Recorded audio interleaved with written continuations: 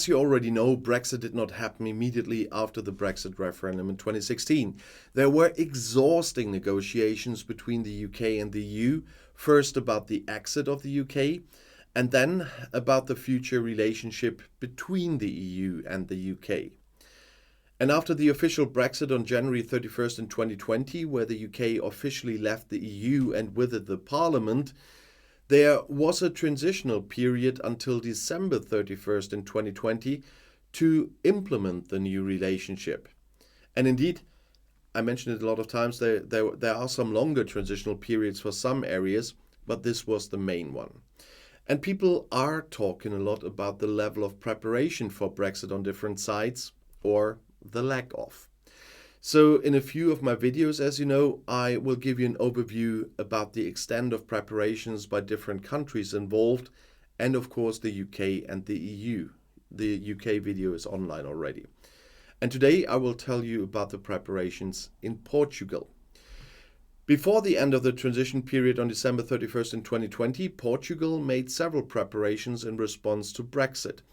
The Portuguese government recognized the significance of the United Kingdom's withdrawal from the European Union and took measures to mitigate potential disruptions in various areas. And of course, once again, I have some key aspects of Portugal's Brexit preparations for you today. Portugal developed legislation to ensure a smooth transition for UK citizens living in Portugal and to safeguard their rights if they lived there legally before Brexit. The Portuguese government enacted laws that guaranteed the rights of British residents in Portugal, such as the right to continue living and working in the country if you have been a legal resident before Brexit. And the Portuguese government established a registration process for UK citizens residing in Portugal, allowing them to obtain a legal status and documentation that would enable them to continue living in the country after Brexit. The Portuguese Immigration and Borders Service, the SEF, set up dedicated offices to assist UK nationals with residency applications and provided detailed guidance on the necessary documentation. And to ensure the continuity of healthcare for UK citizens residing in Portugal, the Portuguese government established measures to secure access to the Portuguese National Health Service.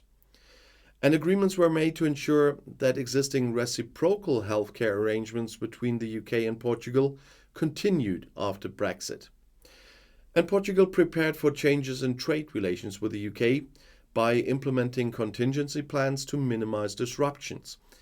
The government provided support and guidance to businesses engaged in trade with the UK, helping them adapt to new customs procedures and regulatory frameworks. Special attention was given to sectors such as fisheries, agriculture and tourism, which have significant ties to the UK.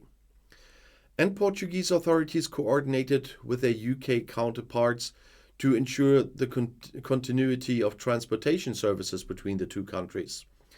Measures were implemented to minimize disruptions in air travel, maritime transportation and road freight.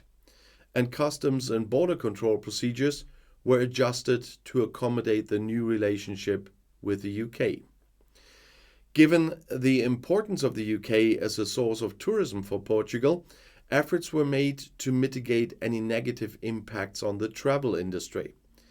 Information campaigns were launched to inform UK tourists about changes in travel requirements, such as passport validity and visa regulations. And Portugal maintained its commitment to academic and scientific cooperation with the UK.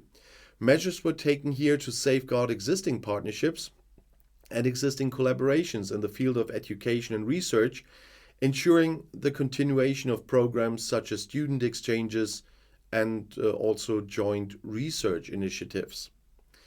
And the Portuguese government launched information campaigns to raise awareness among citizens, businesses and stakeholders about the implications of Brexit. Dedicated websites, hotlines and information centers were established to provide up-to-date information and guidance on various aspects related to Brexit, such as residency, travel and trade. And Portugal took steps to ensure the stability of its financial sector and to facilitate the smooth functioning of financial services with the UK.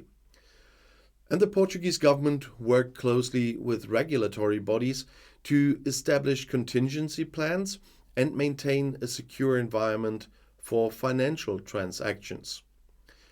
Portugal prepared for changes in border controls between the UK and the European Union.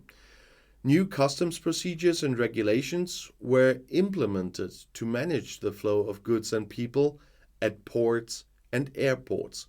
And this included additional staff training and infrastructure upgrades to handle increased customs inspections and checks. Given the significance of fisheries for Portugal's economy, specific attention was given to this sector. The Portuguese government engaged in the negotiations with the UK to secure access to UK waters for Portuguese fishermen and to protect the rights of Portuguese fishing communities. And Portugal maintained its commitment to cross-border cooperation with the UK, particularly concerning the border with Spain. Efforts were made to ensure that existing agreements and frameworks, such as those related to security, law enforcement, and regional development, were upheld. And Portugal actively participated in negotiations and discussions at the European Union level to shape the overall approach to Brexit. The Portuguese government worked collaboratively with other EU member states to address common challenges and find consensus on key issues. And Portugal developed contingency plans to address potential disruptions or challenges arising from a no-deal Brexit scenario.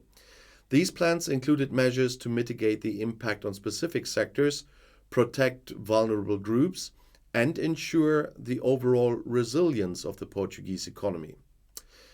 Well, before the end of the transition period on December 31st in 2020, Brexit preparations were considered highly important for all affected countries, both within the European Union and the United Kingdom.